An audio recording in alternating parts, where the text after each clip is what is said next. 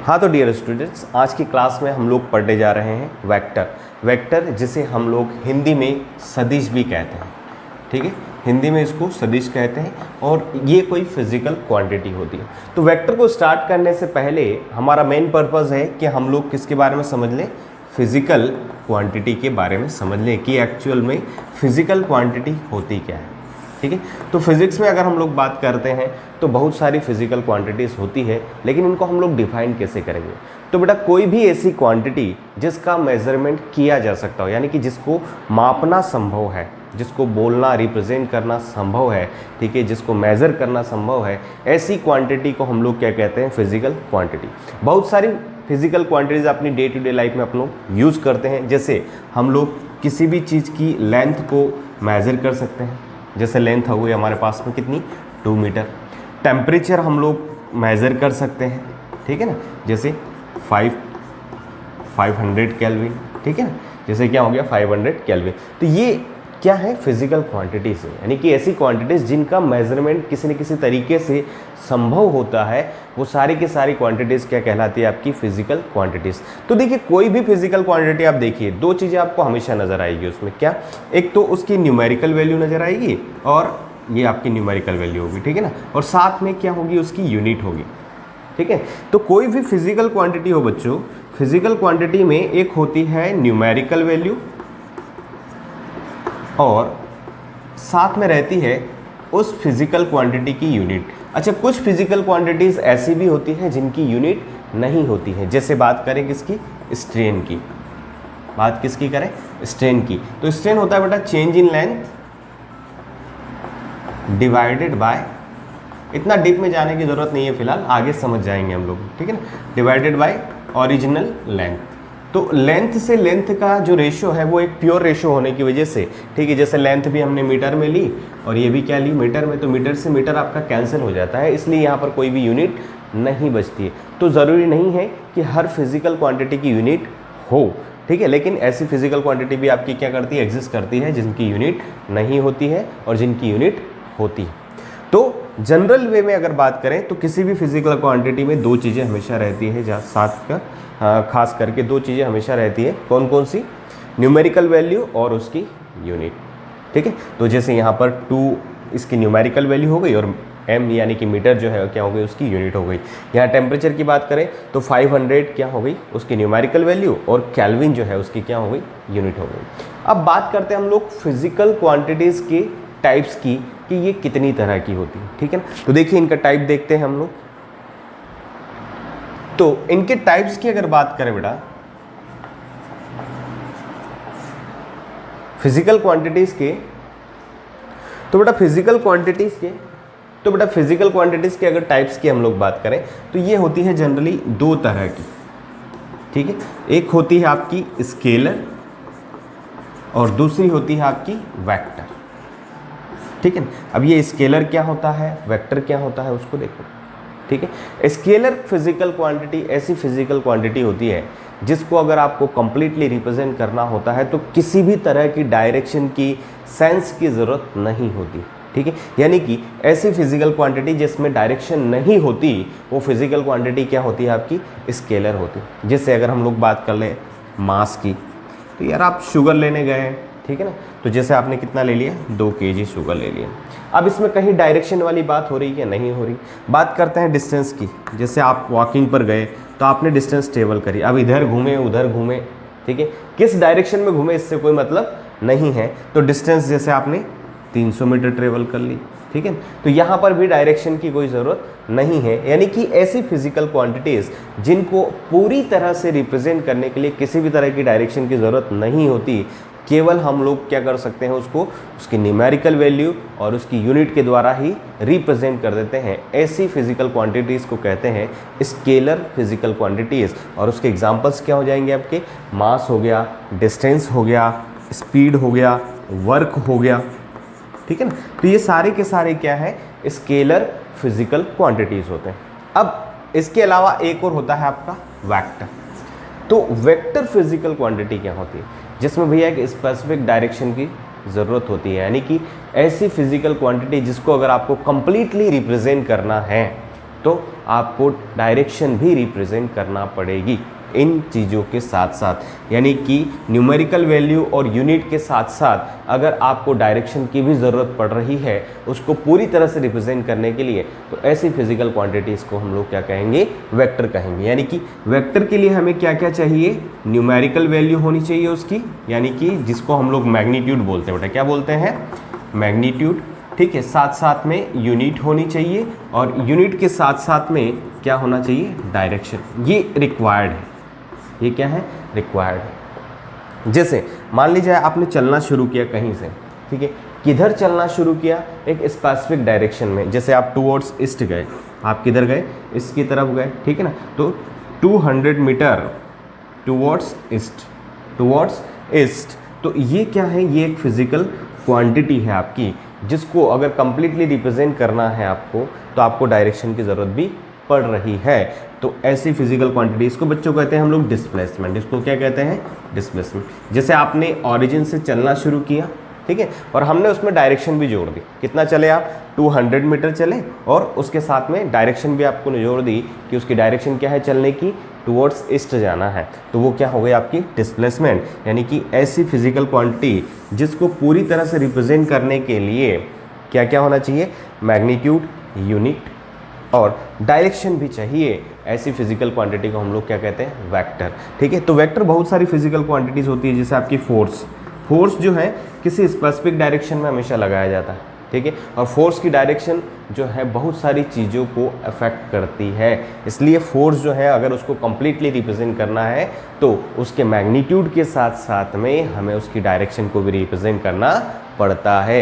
यानी कि फोर्स भी क्या है, आपकी एक वेक्टर क्वांटिटी है, ठीक है। डिस्प्लेसमेंट में जब चेंज होता है तो क्या बनता है बेटा, वेलोसिटी। वेलोसिटी भी क्या है, आपकी एक वेक्टर क्वांटिटी है। अगला क्या है, एक्सेलरेशन। एक्सेलरेशन भी क्या है, वेक्टर क्वांटिटी है। वो भी आपका किस डायरेक्शन में है ये बताना ज़रूरी है। यानी कि ऐसी फिजिकल क्वांटिटी जिसमें डायरेक्शन होती है उसको हम लोग कहते हैं वेक्टर, और ऐसी फिजिकल क्वांटिटी जिसमें डायरेक्शन का कोई मतलब नहीं होता है वो होती है आपकी स्केलर। तो जनरली अपनी लाइफ में हमेशा क्या होना चाहिए, कोई ना कोई स्पेसिफिक डायरेक्शन होनी ही चाहिए। यानी कि हमें जो जीवन में बनना है वो किसकी तरह बनना है, वेक्टर की तरह। जैसे मान लीजिए यार क्या कर रहे हैं हम लोग, वर्क कर रहे हैं, है ना, हम लोग क्या कर रहे हैं, वर्क। अब वर्क जो है एक होता है इफेक्टिव वर्क और एक होता है ऐसे ही करते जा रहे हो गधों की तरह, ठीक है ना। तो अगर एक स्पेसिफिक डायरेक्शन में वर्क करोगे आप लोग, ठीक है, तो वेक्टर हो जाओगे, और वेक्टर हो जाओगे तो स्पेसिफिक डायरेक्शन में जब वर्क करोगे तो आपकी मंजिल तक जल्दी पहुंच जाओगे। और स्पेसिफिक डायरेक्शन में वर्क नहीं करोगे, केवल ऐसे ही काम करते जा रहे हो, ठीक है, तो उस वर्क का कोई मतलब नहीं है। यानी कि आप जब स्केलर बने रहोगे तो कोई भी मतलब नहीं है। तो लाइफ का गोल क्या है कि आपको वेक्टर की तरह काम करना है, स्पेसिफिक डायरेक्शन में काम करना है और अपनी मंजिल को हासिल करना है, ठीक है। तो बच्चों अब हम लोग पढ़ते हैं वेक्टर के बारे में आगे।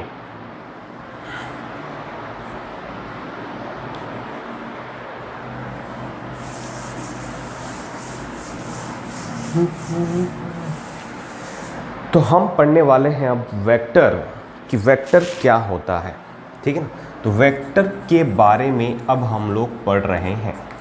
तो भैया वेक्टर क्या होता है, पहले ही बता चुके हैं कि वेक्टर क्या है, एक फिजिकल क्वांटिटी है, और इसको अगर पूरी तरह से रिप्रेजेंट करना है तो क्या क्या चीज़ों की ज़रूरत होगी भाई, मैग्नीट्यूड चाहिए, क्या क्या चाहिए, मैग्नीट्यूड चाहिए।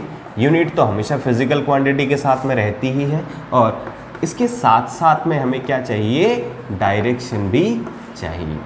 तो ऐसी physical quantity which can be completely represented by the help of magnitude, unit and direction.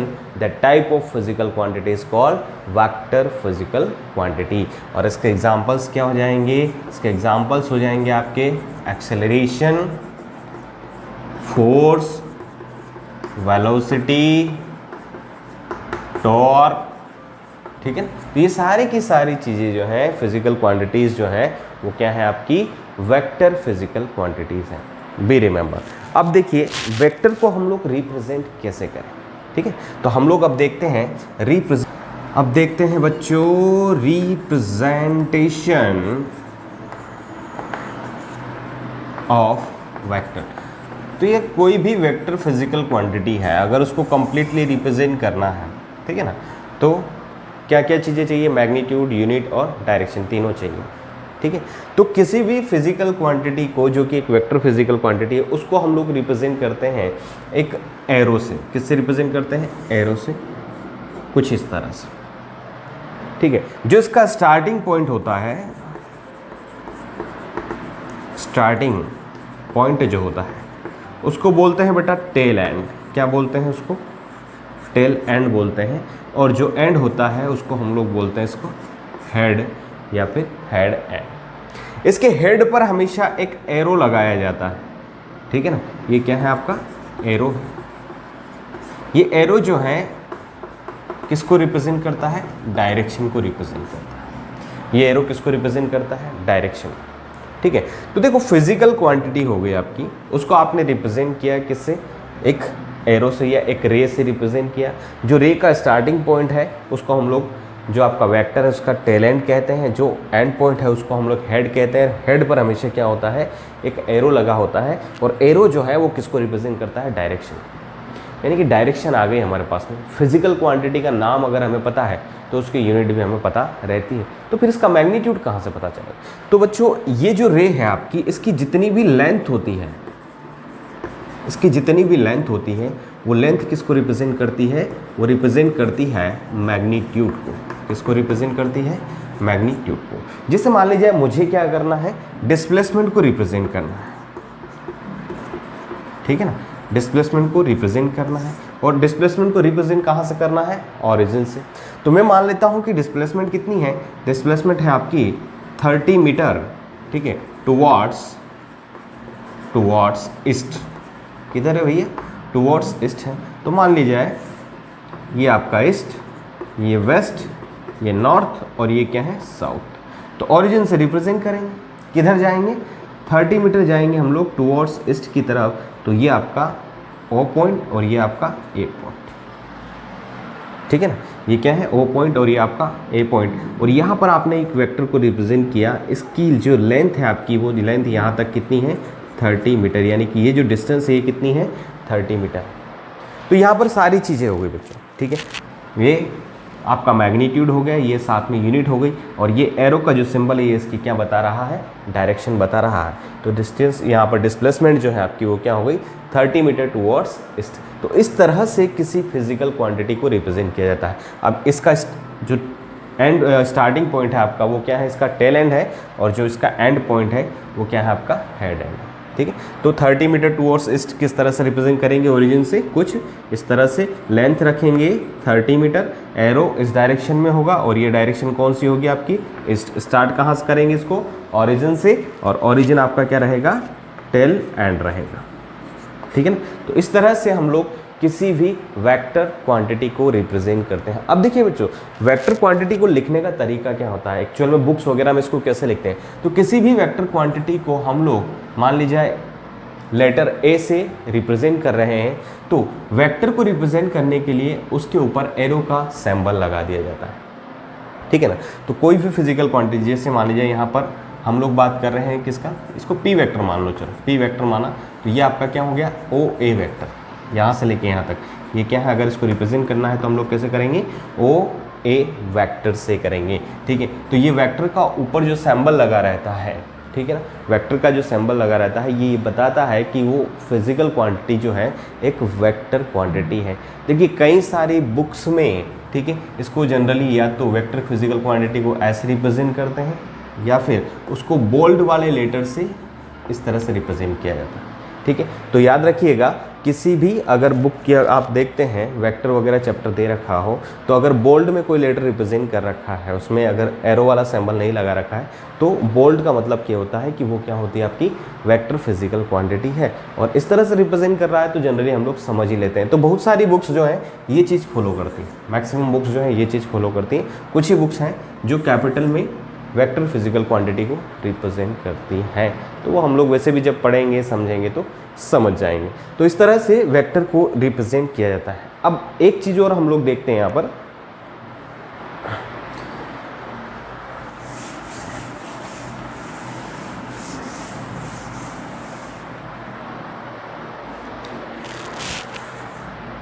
अब एक चीज़ और हम लोग देखते हैं यहाँ पर, वो क्या है कि देखिए वेक्टर को रिप्रेजेंट करने के लिए हमने क्या किया, एक रे यूज में ली है।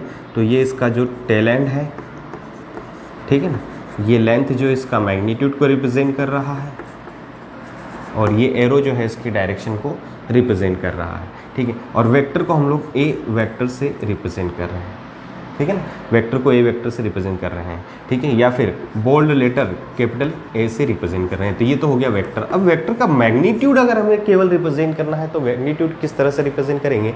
तो बच्चों वेक्टर का जो मैग्नीट्यूड है यानी कि उसकी जो वैल्यू है, ठीक है, उसको या तो हम लोग ओनली ए से रिप्रेजेंट करेंगे, या फिर कई बार हम लोग उसको कुछ इस तरह से mode of capital A vector से भी रिप्रेजेंट करते हैं।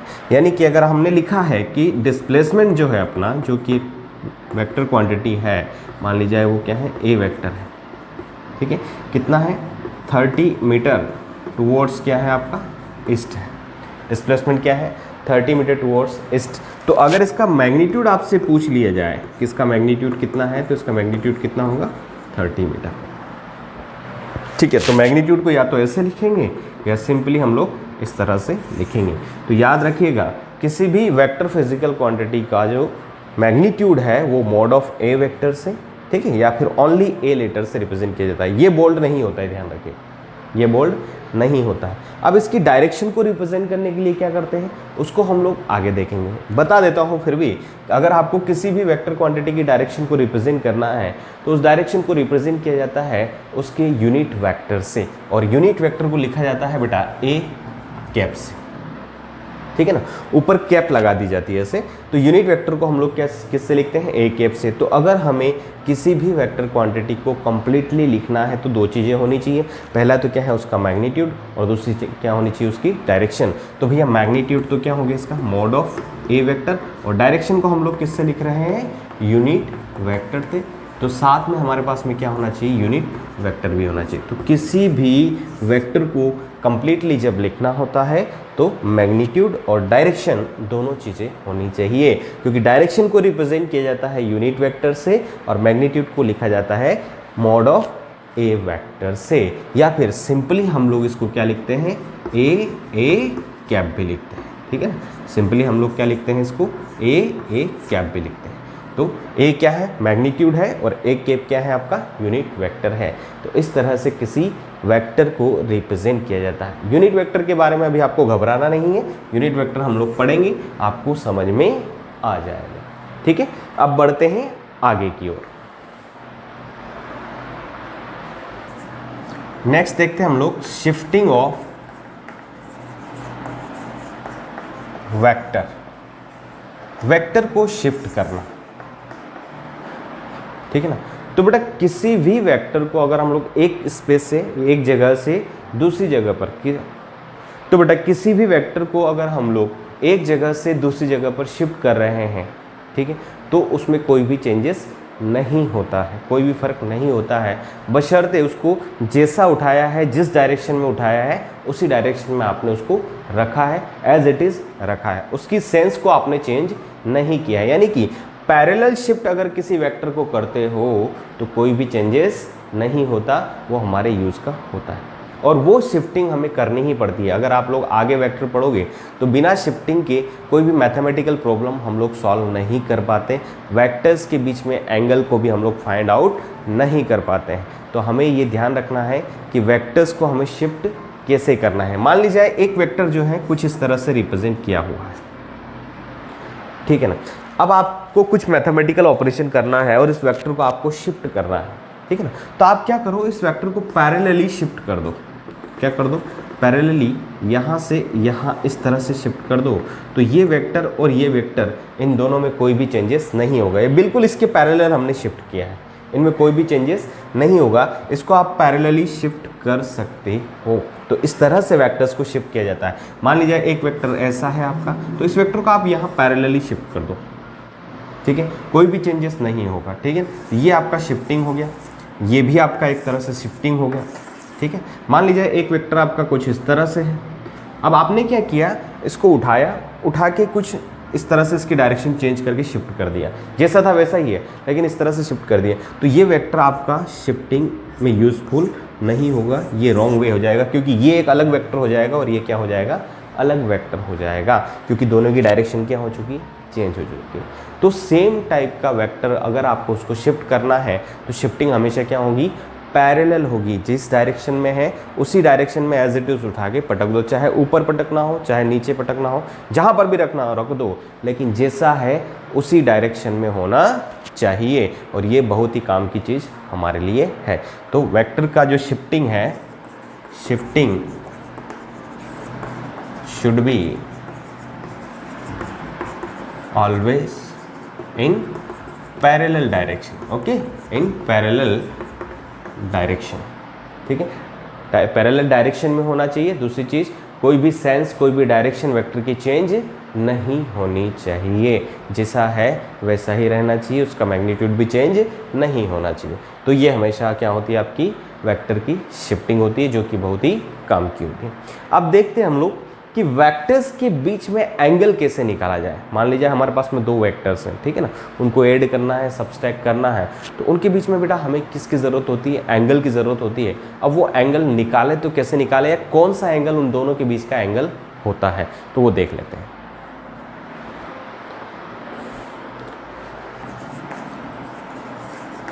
एंगल बिटवीन टू वेक्टर्स, यहाँ देखो हमें शिफ्टिंग की ज़रूरत पड़ती है, ठीक है ना, यहाँ हमें शिफ्टिंग की ज़रूरत पड़ती है, कैसे पड़ती है वो देखो। तो मान लीजिए हमारे पास में दो वेक्टर हैं, एक वेक्टर ये है और एक वेक्टर ये है। आपसे बोला गया है कि इन दोनों वेक्टर्स के बीच में एंगल निकालिए। तो एंगल निकालने के लिए बात याद रखना, ठीक है, टेल को टेल से जोड़ना है, टेल को टेल से, या हेड को हेड से जोड़ दो।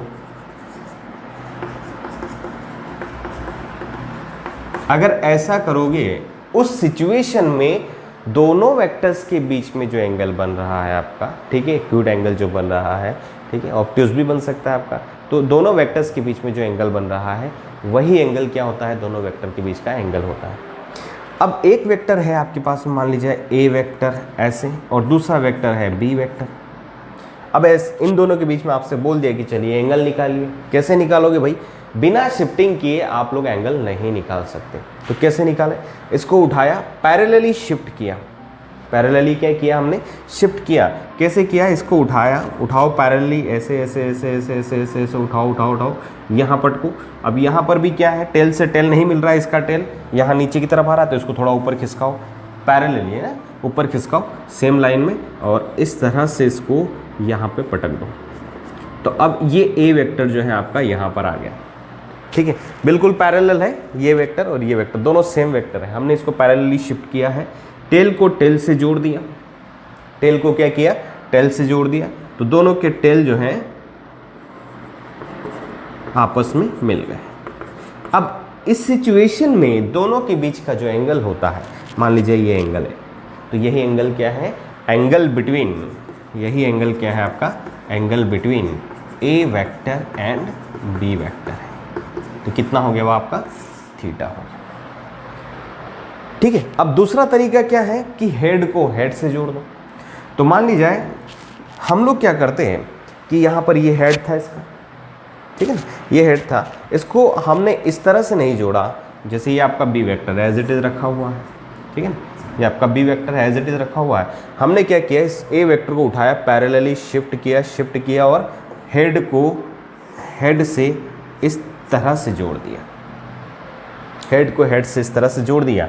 तो अब इन दोनों के बीच का जो एंगल है वो क्या है, थीटा, ठीक है ना। तो ये क्या है, हेड को हेड से जोड़ा, ये आपका बी वेक्टर, ये आपका ए वेक्टर, और ये थीटा क्या है आपका, ये है angle between A vector and B vector. यहाँ पर थीटा और यहाँ पर थीटा क्या आएगा, सेम आएगा, क्योंकि अगर आप इसको एक्सटेंड करोगे तो ये ऐसे आगे जाएगा और इसको एक्सटेंड करोगे तो ऐसे जाएगा, और ये दोनों क्या है, वर्टिकली अपोजिट एंगल। ये एंगल हमने थीटा निकाला था यहाँ पर, तो ये भी एंगल क्या होगा, थीटा होगा।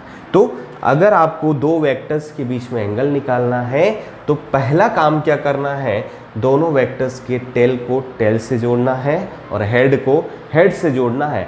उस सिचुएशन में दोनों के बीच का जो एंगल आएगा वही एंगल क्या होगा, vector between A vector and B vector. अब इसके कुछ तरीके हम लोग देख लेते हैं, कुछ एग्जांपल्स देख लेते हैं कि किस तरह से कुछ एग्जांपल्स हम लोग देख लेते हैं कि दोनों वेक्टर्स के बीच का एंगल कौन सा होगा। देखो